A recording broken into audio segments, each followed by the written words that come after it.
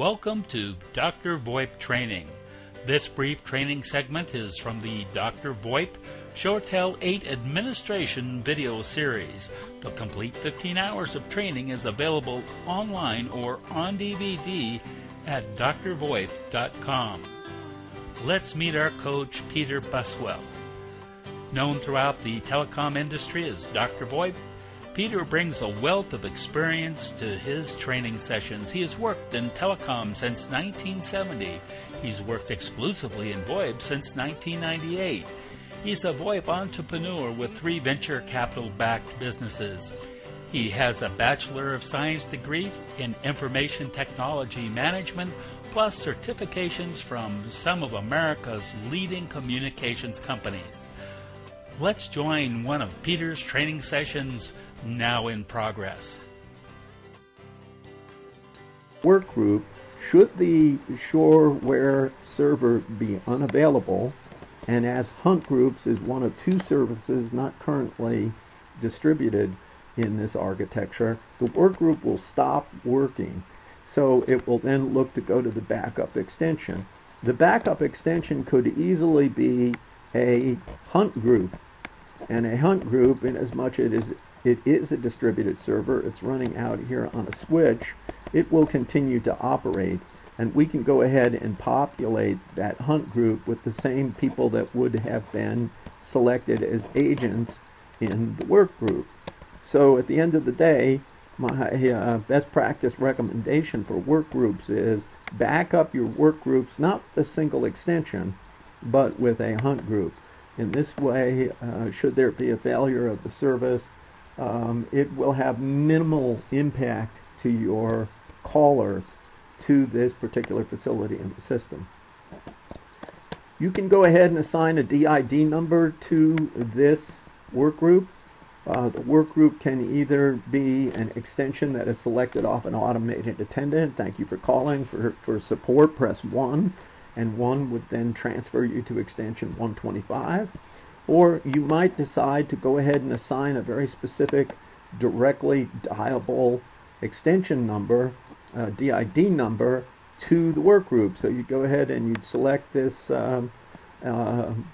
checkbox here, and you would be able to enable one of the available DID numbers in this range, and that DID number would be associated with this workgroup extension. Dialing that DID, you would ring into the workgroup. Now, DIDs, they have an advantage, but the disadvantage is that I can only have one DID number associated with this extension. I can only have one DID number associated with a user extension.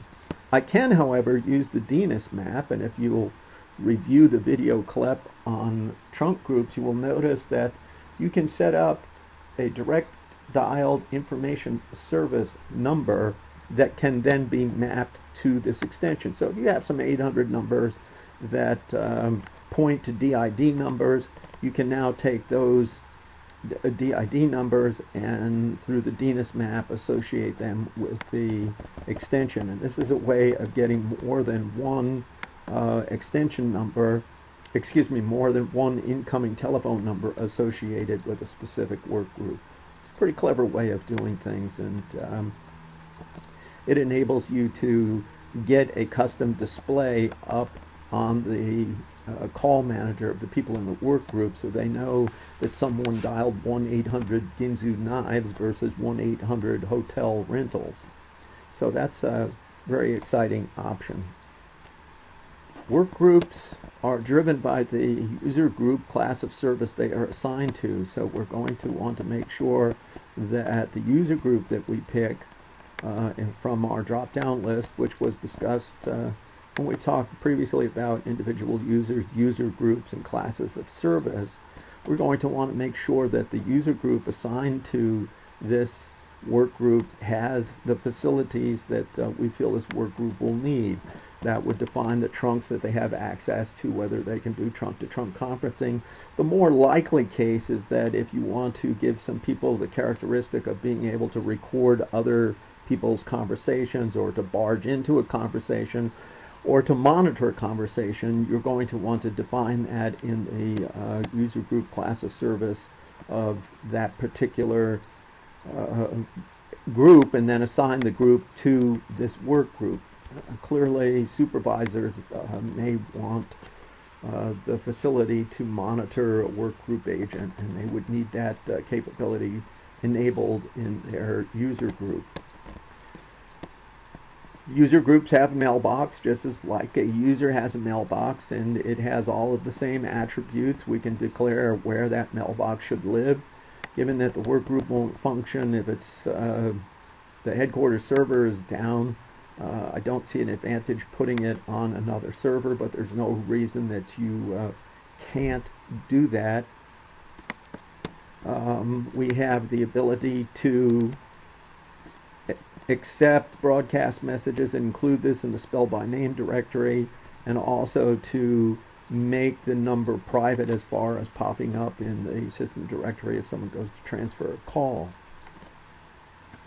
A work group has a mailbox capability, and therefore you might want to record a name. And the beauty of ShoreTel 8 is that there is now the capability to go ahead and record this by just accessing the voicemail system, much the way you would set up an individual user's mailbox. So previous releases of ShoreTel, you had to actually turn in to the system parameters and preferences and set the phone you wanted to make the recording from.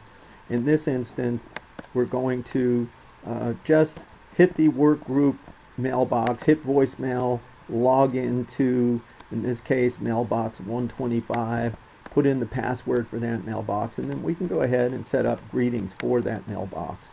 And like any other mailbox or any other user, it can have a standard out of the office call handling mode, and those call handling modes can be associated with schedules. Schedules I'm going to defer until we actually talk about setting up schedules. We're going to cover it in automated attendance, but it's pretty easy to understand that we can associate a specific schedule with this work group. And this work group happens to be scheduled with on hours. And if I click edit this schedule, it will in fact enable me to schedule the operating hours that are defined for the schedule named on hours. Be aware that on hours might be something I've also used for an auto attendant. So you can create different schedules for different work groups. They don't all have to have the same schedule. In this instance, we have on hours defined, and that will apply to this particular work group, whatever those hours are. If they're 8:30 to 5, then we will be in the on hours mode. If we're in the off hours mode, then the call handling pattern that we set up will be defined by the off hours model. The schedule, the escalation, we can have an escalation profile assigned to the work group in several locations, but at the end of the day, what we're enabling the system to do is to take action based on a threshold that we have set for this work group. In this scenario, I have set a profile called Get the Boss, and if certain thresholds are hit, this system is going to go off and follow this escalation policy, which is going to send a text message to DrVoIP, and perhaps even notify his phone that there's been this threshold exceeded in the work group. So that's a very useful tool for staying on top of the work group from a management perspective.